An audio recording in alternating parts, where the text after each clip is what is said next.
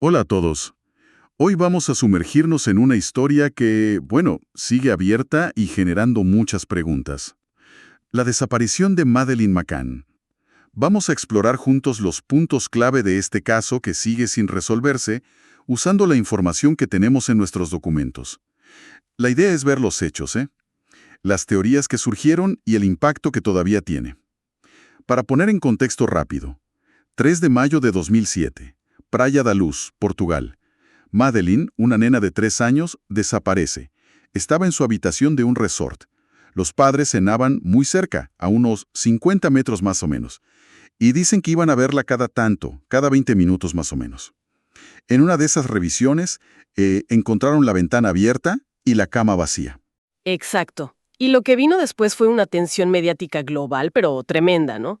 Lo importante acá, más allá de la tragedia en sí, son esas preguntas de fondo que, como dicen los papeles, siguen sin respuesta clara después de tanto tiempo. Bien, veamos eso un poco más.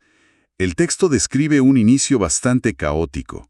La policía portuguesa, según leemos, tardó más de 1 hora en llegar al lugar. Para cuando llegaron parece que ya había pasado muchísima gente por el departamento. Decenas de personas. Y ese es un punto crítico que la fuente recalca, sí. Esas primeras horas son vitales. La contaminación de la escena, tal como se describe acá, implica que cualquier evidencia crucial pudo haberse perdido o, peor, alterado para siempre. Ese tiempo que se perdió fue un obstáculo gigante desde el minuto 1, digamos. Claro, y en medio de toda esa confusión inicial, el documento detalla cómo empezaron a surgir distintas teorías, ¿no? Se habló de un secuestro planeado, quizás por una red de trata, también de un robo que salió mal y que quizás a Madeleine la silenciaron. Incluso, bueno, se menciona que la propia policía portuguesa llegó a considerar a los padres como sospechosos. Ajá. Bajo la hipótesis de un accidente que se intentó encubrir. Lo interesante o lo complejo que sugiere el material es cómo esa falta de pruebas concretas crea un vacío. Y ese vacío inevitablemente se llena con especulaciones de todo tipo. Esta ausencia de certezas, como leemos, no solo generó desconfianza por todos lados, sino que complicó muchísimo la investigación. Permitió que convivieran relatos muy, muy diferentes entre sí. Sí, totalmente. Y el caso escaló muy rápido a nivel internacional. Hubo una cobertura mediática masiva, campañas de búsqueda por todos lados, se creó un fondo millonario. El texto menciona la colaboración entre Interpol, Scotland Yard de Londres y, bueno, las autoridades portuguesas. Claro, un esfuerzo enorme.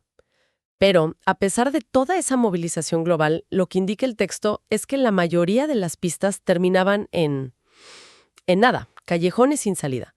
Y esto muestra lo difícil que son estos casos, ¿no? Lo complejos que pueden llegar a ser. Si conectamos esto un poco, el material sugiere que este caso fue como un catalizador. Hizo que se repensaran los protocolos internacionales para investigar desapariciones de niños, sobre todo en la cooperación entre países y en cómo preservar la escena inicial. Pasaron años, muchas pistas frías, parecía que no se llegaba a ningún lado. Hasta que en 2020, según leemos acá, apareció una figura nueva, Christian Bruckner. Las autoridades alemanas lo identificaron. El documento señala que tenía antecedentes y que además vivía cerca del resort en 2007. Sí, pero es importante aclarar algo basándonos solo en lo que tenemos acá. Aunque para Alemania él es el principal sospechoso hasta la fecha en que se escribió esta fuente, no había pruebas concluyentes, digamos, para asegurar que fue él. Así que la incertidumbre, como vemos, sigue ahí.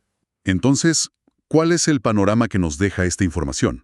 Ya pasaron más de 17 años. Madeleine sigue desaparecida. Y las preguntas centrales que plantea el texto siguen sin respuesta. ¿Fue una red? ¿Un depredador solitario? ¿Hay algo más que no se sabe? El legado es innegable, y el texto lo subraya bien. Madeleine se convirtió en un símbolo mundial. Su cara, esa foto, congelada en el tiempo, representa como la pesadilla latente de cualquier padre, ¿no? Dejó una marca muy profunda en la conciencia colectiva sobre lo vulnerables que son los niños. Y esto nos deja con una reflexión final que sale directamente de los datos que vimos. Pensando en esa contaminación inicial de la escena y en las demoras de la policía que reporta el material, ¿qué respuestas clave podríamos tener hoy si esas primeras horas, esas horas críticas, se hubieran manejado de otra manera? ¿Qué hubiese cambiado?